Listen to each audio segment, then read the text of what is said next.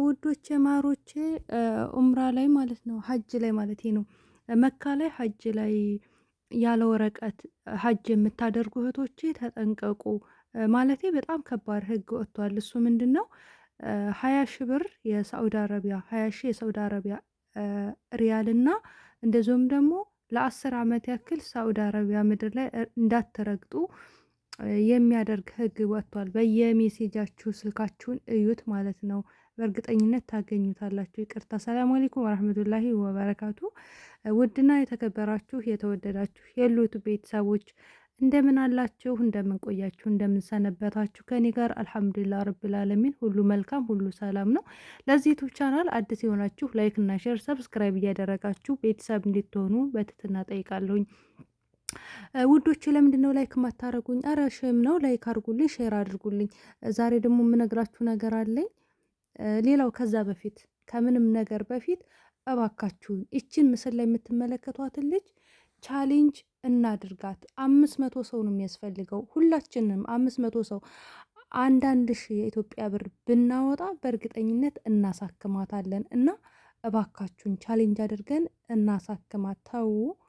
እንደኛም እኮ ጤነኛ ሆና ቤተሰቦቿን መለወጥ እንደ ልቧ መሆን ትፈልጋለች። ግን እኛን ደግሞ ጤና ሰጥቶናል አልሐምዱሊላ።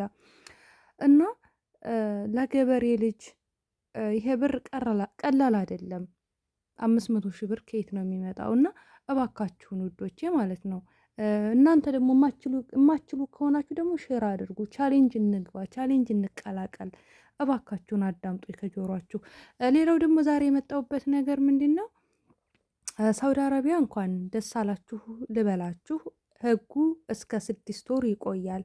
ብር የለኝም ምናምን ብላችሁ የምትጨናነቁ ሰዎች ዘና ብላችሁ እስከ 6 ወር ድረስ ሰርታችሁ ብራችሁን አጠራቅማችሁ ቀራማውን ከፍላችሁ ህጋዊ መሆን ትችላላችሁ። ነገር ግን ኮንትራት የምትሰሩ እህቶችን አይመለከትም።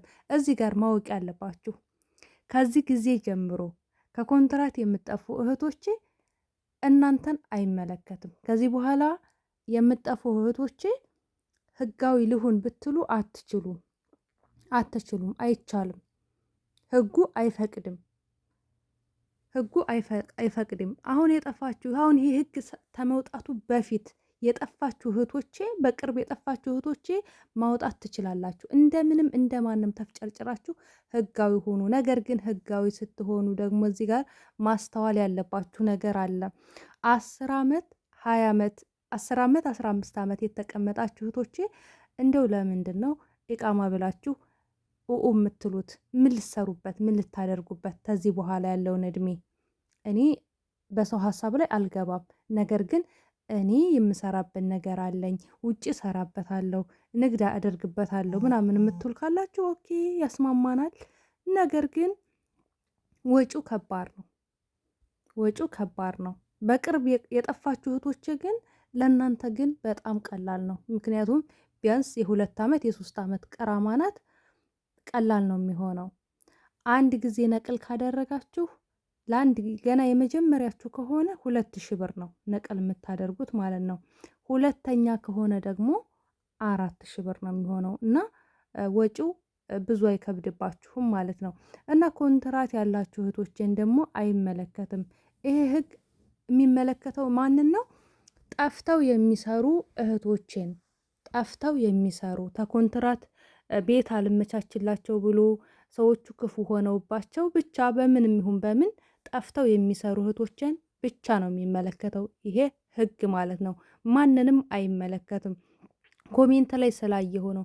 ከፊል ምንድን ነው የምትሉ እህቶች ያላችሁ፣ ከፊል ማለት ስፖንሰር የሚሆን ማለት ነው። ስፖንሰር ማለት ደግሞ በዛ ግለሰብ ሰውዬ የምትመጡበት፣ ለምሳሌ አሁን ያላችሁበት ሰውዬ በእሱ ስም ነው የመጣችሁት፣ እሱ ነው የከፈለው።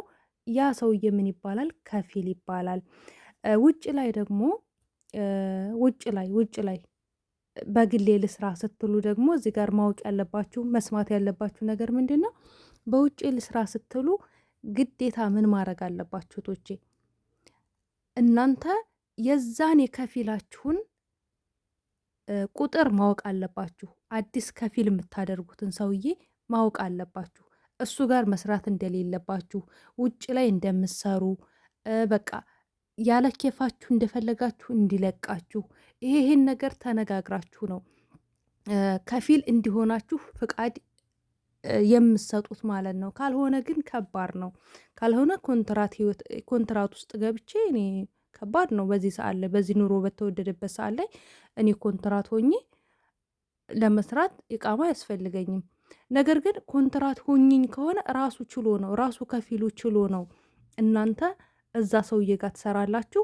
ደሞዛችሁ ደግሞ እንደሚታወቀው እንግዲህ ምግብ የምትችሉ ከሆነ 1500 ወይም ደግሞ ጽዳት ከሆናችሁ 1200 ነው የሚሆነው ማለት ነው። ነገር ግን ይሄ ሲሆን ደሞዛችሁ ደግሞ ራሱ ከፊሉ ሁሉንም ብር የቅራማውንም የሁሉንም ነገር ከፍሎ ነው የሚሆነው። ነገር ግን እናንተ ከፍላችሁ ከሆነ ግን ኖ ነው ማለት ያለባችሁ። እናንተ ከፍላችሁ እናንተ የቅራማ ከፍላችሁ እናንተ የነቅል ከፍላችሁ ይሄን ሁላ ነገር አድርጋችሁ በ1200 በ1300 ለመገዛት ፍቃድ እንዳሰጡ። እውነቴን ነው የምላችሁ። ምክንያቱም ምንም ጥቅም የለውም። በየጊዜው ለኢቃማ ነው የምትገብሩ። በየአመቱ ይታደሳል ወይ በየ2 አመቱ ይታደሳል። ስለዚህ ይህንን ነገር ታሳቢነት አድርጉት ማለት ነው። አላህ ይገዛችሁ። በእርግጥ አንዳንድ ጊዜ ኢቃማ ጥሩ ነው። ነገር ግን ደግሞ ኢቃማም ደግሞ ቂያማ የሚሆንበት አጋጣሚ ያለና ይሄን ነገር ተጠንቀቁ ለማለት ያክል ነው። ውዶቼ ማሮቼ፣ ወዳችኋለሁ፣ አከብራችኋለሁኝ። አላህ ይገዛችሁና ህጋዊ አላህ ያድርጋችሁ። ነገሮችን ሁሉ አላህ ያቀልላችሁ። አሁን ለ6 ወር ያክል ተፈቅዷል። ይሄ ህግ እንግዲህ እስከ 6 ወር ይቆያል። እስከ 6 ወር ስለሚቆይ እየሰራችሁ ብድርም ሳትሉ ምንም ሳትሉ እየሰራችሁ ኢቃማችሁን ማስተካከል ትችላላችሁ። ጊዜ ያላችሁ እስከዛ ድረስ ከፊል መፈለግ ትችላላችሁ። እንደዚሁም ደግሞ እስከ ዛሬ የሰራችሁባቸው መልካም ሰዎች ካሉ እነሱን መጠየቅ እንዲተባበሯችሁ ማድረግ። እዚህ ጋር ማወቅ ያለባችሁ እህቶቼ